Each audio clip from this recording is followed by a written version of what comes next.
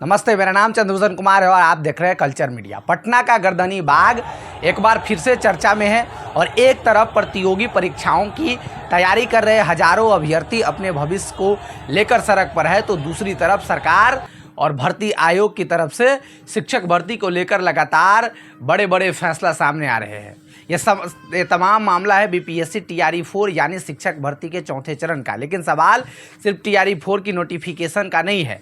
सवाल है कि आखिरकार बिहार के लाखों शिक्षक की अभ्यर्थियों को बार बार आंदोलन क्यों करना पड़ता है। परीक्षा कब होगी, भर्ती कब होगी, कितनी सीटें आएंगी, यानी परीक्षा एक चरण में होगी या दो चरण में, बिहार के युवाओं को डोमिसाइल का लाभ मिलेगा या नहीं मिलेगा। और सबसे बड़ा सवाल यह है कि क्या अब सरकार ने टीआरई 4 को लेकर अभ्यर्थियों को सबसे बड़ी चिंता दूर कर दी है। लेकिन आज के इस वीडियो में पूरे मामला को बिल्कुल आसान भाषा में समझते हैं कि आखिरकार ये तमाम मामला वो क्यों हो रहा है। सबसे पहले समझिए मामला क्या है। बिहार में शिक्षक बनने की तैयारी कर रहे अभ्यर्थी लंबे समय से टीआरई 4 की भर्ती के इंतजार कर रहे थे। टीआरई 1, टीआरई 2 और टीआरई 3 के बाद अब नज़र टीआरई 4 पर था। लेकिन भर्ती प्रक्रिया की देरी और परीक्षा की प्रक्रिया को लेकर अभ्यर्थियों में जो नाराज़गी बढ़ती गई, वो इसी नाराज़गी में पटना के गर्दनी बाग पर धरना स्थल को एक बार फिर से आंदोलन का केंद्र बना दिया है। अभ्यर्थियों का कहना था कि भर्ती प्रक्रिया को स्पष्ट किया जाए और टीआरई 4 का विज्ञापन जल्द जारी किया जाए।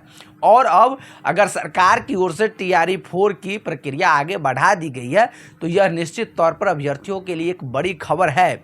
लेकिन कहानी यहाँ खत्म नहीं होती है, क्योंकि असली सवाल ये है कि क्या टीआरई 4 में क्या होगा और क्या नहीं होगा।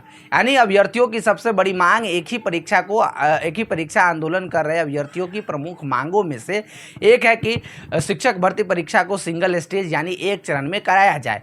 अभ्यर्थियों का तर्क है कि अगर पहले पीटी और फिर बाद में मेंस जैसी एग्जाम को अलग अलग प्रक्रियाएँ होंगी तो परीक्षा को लंबी खींच सकती है। और बिहार में प्रतियोगी परीक्षाओं की तारीखों में देरी का अनुभव पहले से भी अभ्यर्थियों को परेशान करता रहा है। लेकिन सवाल ये है कि क्या इसीलिए छात्र चाहते हैं कि भर्ती प्रक्रिया साफ हो, परीक्षा की तारीख तय हो, परीक्षा हो और समय पर परीक्षा का परिणाम जारी हो। युवाओं की मांग बिल्कुल साफ और सीधी है कि भर्ती कैलेंडर बनाइए और उस कैलेंडर के अनुसार भर्ती पूरा कीजिए। दूसरा बड़ा मुद्दा डोमिसाइल नीति यानी टीआरई 4 की आंदोलन में एक और बड़ा मुद्दा सामने है, वो बिहार में डोमिसाइल नीति का है। डोमिसाइल नीति में स्थानीय अभ्यर्थियों का एक वर्ग चाहता है कि बिहार के सरकारी नौकरियों में बिहार के युवाओं को प्रायोरिटी मिले, ताकि बिहार में जो यह मुद्दा केवल शिक्षक भर्ती तक सीमित नहीं है। बिहार में रोजगार की स्थिति और सरकारी नौकरी की सीमित संख्या को देखते हुए डोमिसाइल का सवाल राजनीतिक और सामाजिक रूप से भी काफ़ी महत्वपूर्ण बन चुका है। क्योंकि जिस तरीके से छात्रों का सवाल है कि जब बिहार के युवा दूसरे राज्यों में नौकरी के लिए जाते हैं तो वहाँ कोई जगह स्थानीय उम्मीदवारों को प्राथमिकता मिलती है, जबकि तो फिर बिहार के युवाओं के लिए क्या व्यवस्था होगी। सरकार को इस सवाल का स्पष्ट जवाब देना होगा। और तीसरा मुद्दा है प्रतियोगी परीक्षाओं में पारदर्शिता। अब आते हैं सबसे संवेदनशील मुद्दा पर।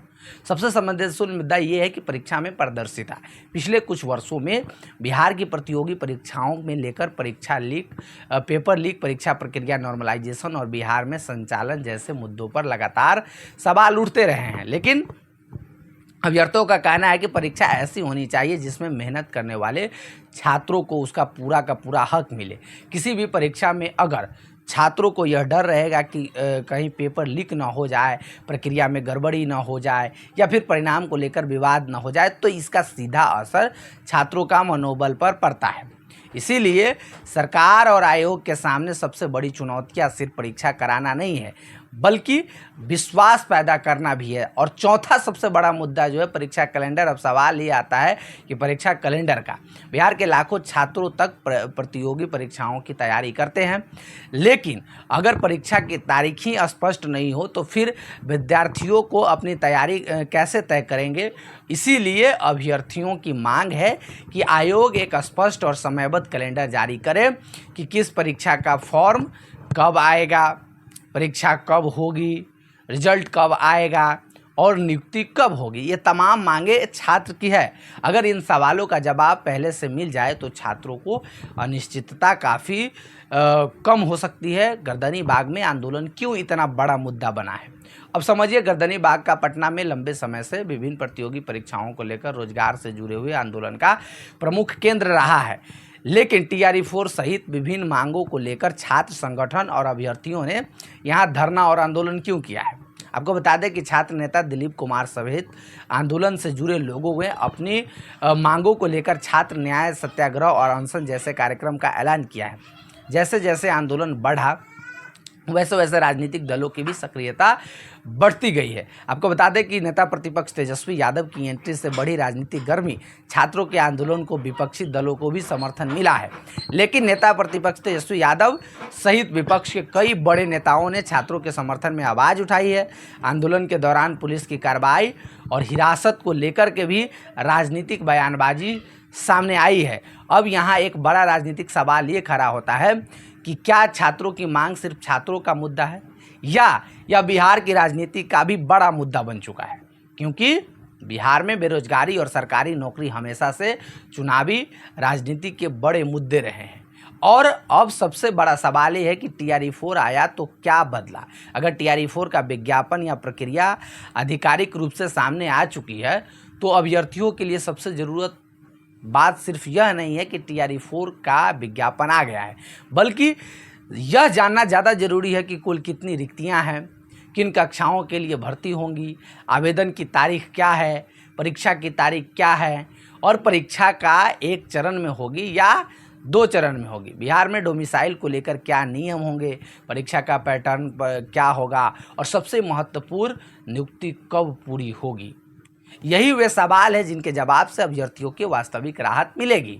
सरकार के सामने असली चुनौती देखिए कि सरकार के लिए TRE-4 का विज्ञापन निकालना एक महत्वपूर्ण कदम हो सकता है, लेकिन असली जो परीक्षा उसके बाद शुरू होगी, क्योंकि बिहार के छात्रों को सिर्फ घोषणा नहीं चाहिए, उन्हें चाहिए समय पर परीक्षा, पारदर्शी परीक्षा, समय पर रिजल्ट और समय पर नियुक्ति हो। सबसे इम्पॉर्टेंट चीज़, अगर विज्ञापन निकलने के बाद भी प्रक्रिया महीनों और वर्षों तक खींचती रही तो फिर तो वही सवाल उठेगा, क्योंकि आखिर बिहार के युवाओं को कब तक इंतजार करना पड़ेगा।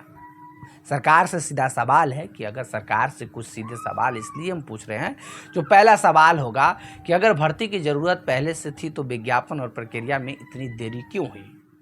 दूसरा सवाल यह है कि TRE-4 की प्रक्रिया के लिए निश्चित समय सीमा सरकार बताएगी। तीसरा सवाल यह है कि क्या परीक्षा एक चरण में होगी या नई परीक्षा प्रणाली लागू होगी। चौथा सवाल यह है कि डोमिसाइल को लेकर सरकार की स्पष्ट नीति अब क्या है। और पांचवा सवाल यह है कि भविष्य में पेपर लीक और परीक्षा संबंधी गड़बड़ियों को रोकने के लिए सरकार द्वारा क्या ठोस व्यवस्था होगी। और सबसे बड़ा सवाल ये होगा कि क्या बिहार में प्रतियोगी परीक्षाओं के लिए ऐसी स्थिति सिस्टम बनेगा जिसमें छात्र आंदोलन करने के बजाय अपनी पढ़ाई पर ध्यान दे सकेंगे। क्योंकि छात्रों से भी एक बड़ी बात यह भी समझना ज़रूरी है कि आंदोलन छात्रों की लोकतांत्रिक आवाज़ है, लेकिन किसी भी आंदोलन में अपनी सुरक्षा का ध्यान रखना सबसे ज़रूरी है। अपनी मांगों को शांतिपूर्ण और संवैधानिक तरीक़ों से उठाना और सरकार से लिखित जवाब मांगना ज़्यादा प्रभावी रास्ता हो सकता है, क्योंकि आखिरकार इन छात्रों का लक्ष्य सिर्फ आंदोलन करना नहीं है, क्योंकि ये राजनीति करने नहीं आया, इनका लक्ष्य एक बेहतर भविष्य का है। कुल मिलाकर यानी आप समझ लीजिए कि TRE-4 को लेकर बिहार के शिक्षक अभ्यर्थियों की उम्मीदें अब फिर बढ़ी है, लेकिन TRE-4 का विज्ञापन आना सिर्फ पहला कदम है। असली सवाल, क्या परीक्षा समय पर होगी, क्या प्रक्रिया पारदर्शी होगी, क्या नियुक्ति समय पर होगी और क्या सरकार बिहार के लाखों प्रतियोगी छात्रों को ऐसी व्यवस्था दे पाएगी जहां उन्हें अपने हक के लिए बार बार गर्दनी बाग की सड़कों पर न उतरना पड़े। क्योंकि बिहार का युवा आंदोलन नहीं चाहता है, बिहार का युवा अवसर चाहता है कि उन्हें मौका मिले। वो अपने गरीब माँ बाप को, सपना को व सरकार से कोई एहसान नहीं मांग रहा है, वो अपनी मेहनत के बदले निष्पक्ष परीक्षा और रोजगार का अवसर मांग रहा है। आप इस पूरे मामले पर क्या सोचते हैं कि क्या TRE-4 की भर्ती प्रक्रिया से अभ्यर्थियों की समस्याएं खत्म होगी या अभी भी कई सारे सवाल बाकी हैं? आप भी अपनी राय कमेंट में ज़रूर बताइएगा। अगर ये मेरा वीडियो आपको इन्फॉर्मेटिव लगे तो हमारे वीडियो को सबसे ज़्यादा पहले लाइक शेयर कीजिएगा और चैनल को सब्सक्राइब करना तो बिल्कुल नहीं भूलिएगा। अगर फेसबुक पेज पे देख रहे हैं तो हमारे पेज को फॉलो कर दें, क्योंकि आपकी फॉलो और एक सब्सक्राइब से हमारी ताकत बढ़ेगी और हम आपकी आवाज़ हर कदम पर उठाएंगे। जय हिंद। जब तक के लिए कल्चर मीडिया को देखते रहिए। बहुत बहुत शुक्रिया।